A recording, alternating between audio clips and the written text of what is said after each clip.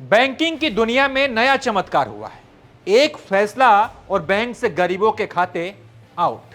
ICICI bank ने एक नया नियम निकाला है जिसके अनुसार आपके बैंक खाते में कम से कम 50,000 रुपए रखने होंगे।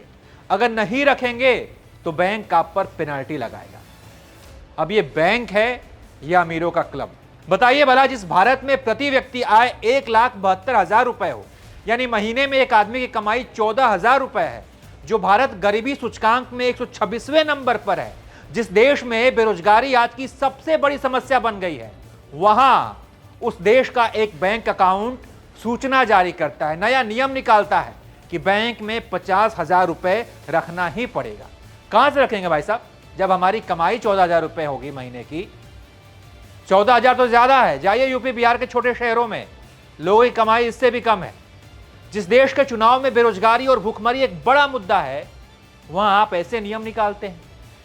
मुझे लगता है कि नियम बनाने की जरूरत ही नहीं थी। बैंक को सीधे पोस्टर छपवा कर ऐलान कर देना चाहिए था कि हमारे बैंक के दरवाजे आम आदमी के लिए बंद हैं।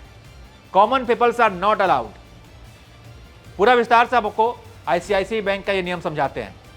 आईसीआईसीआई बैंक ने महानगरों और शहरी इलाकों में बचत बैंक खाता धारकों के लिए औसत न्यूनतम बैलेंस को बढ़ाकर 50,000 रुपए कर दिया है। एक हफ्ते पहले तक यह 10,000 रुपए था।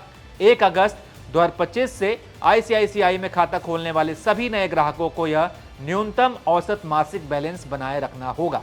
ऐसा न करने पर उन्हें पेनाल्टी चुकानी होगी। यह नियम नए खाता धारकों पर लागू होगा। पुराने खाता धारकों को इस नियम से छूट मिलेगी। यानी कि अगर आपका पुराना अकाउंट है तो ये नियम आप पर लागू नहीं होगा।